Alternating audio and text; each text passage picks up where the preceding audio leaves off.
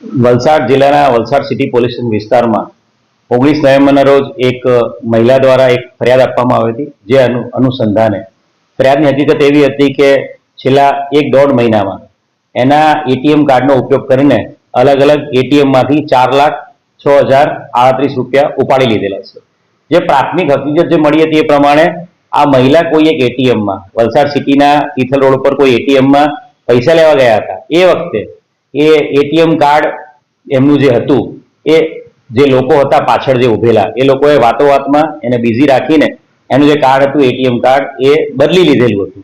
એનું original ATM card લઈને એક બીજું ડુપ્લિકેટ એટીએમ કાર્ડ એને પકડાવી દીધેલું હતું અને એ એટીએમ કાર્ડ લઈ જઈને અલગ અલગ એટીએમમાંથી ટોટલ 4,06,038 રૂપિયા એ લોકોએ ઉપાડી લીધેલા હતા.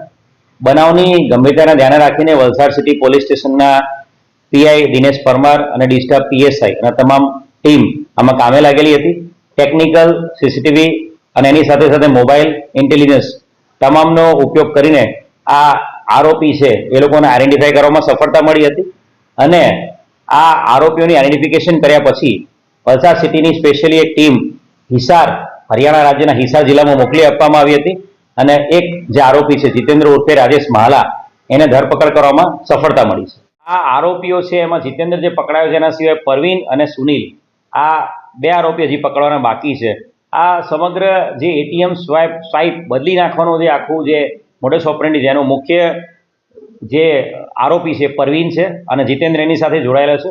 આરોપીઓ બાય કાર ત્યાંથી હિસાર હરિયાણાથી નીકળ્યા હતા અને એ લોકોની મોડસ ઓપરેન્ડી એવી છે કે એ લોકો જે અલગ અલગ એટીએમની અંદર મશીનની અંદર જે પૈસા ઉપડાવેલા જે લોકોને એટીએમ કાર્ડમાંથી પૈસા ઉપડવામાં તકલીફ પડી રહી છે અથવા તો જે ભોળા લોકો છે જે લોકો કાર્ડ એમનું અંદર હોય છે નીકાળવામાં તકલીફ પડે છે તો પૈસા ઉપાડવામાં તકલીફ પડે છે, જેને પિન નંબર નાખ્યા પછી એ લોકોને એન્ટ્રી કરવામાં તકલીફ પડે છે એવા લોકોને આઈડેન્ટિફાઈ કરી લેતા હતા અને એ લોકોને મદદ કરવાના બહાને અથવા તો પછી એ એટીએમ યુઝ કરનારા વ્યક્તિને અમારે ઉતાવળ છે એમ કરીને એ લોકોને ઉતાવળ કરાવીને એમનું કાર્ડ લાવ હું તમારું કાર્ડ આપી દઉં છું એમ કરીને કાર્ડ આપવાના જગ્યાએ એનું કાર્ડ લઈને બીજું કાર્ડ આપી દેતા હતા.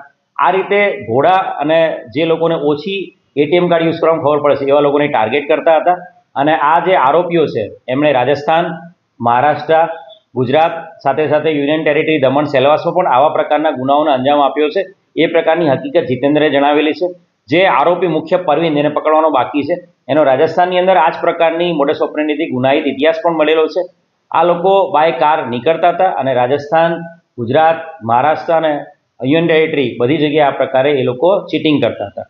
આરોપી જે પકડાયો છે જીતેન્દ્ર એની પાસેથી જે બનાવમાં ગુનામાં જે ગયેલા પૈસા છે ટોટલ 4,06,038 રૂપિયા એ રિકવર કરવામાં આવ્યા છે. સાથે સાથે એની પાસેથી એક હુન્ડાઈ i20 કાર અને એની પાસે એક મોબાઈલ ફોન 5,000 રૂપિયાનો અને ટોટલ 99 જેટલા અલગ અલગ બેંકના એટીએમ કાર્ડ એની પાસેથી મળ્યા છે. જે એટીએમ કાર્ડની ડિટેલ્સ અમે અલગ અલગ બેંકોમાંથી હાલ કઢાવી રહ્યા છીએ અને એટીએમ કાર્ડના જે ઓનર્સ છે એનો પણ સંપર્ક કરવામાં આવશે, જેથી કરીને અલગ અલગ રાજ્યોમાં બીજી કોઈ જગ્યાએ આ પ્રકારની મોડસ ઓપરેન્ડીથી ગુના આચરેલા હોય એમને તો એમની વિરુદ્ધમાં ગુના દાખલ કરાવીશું.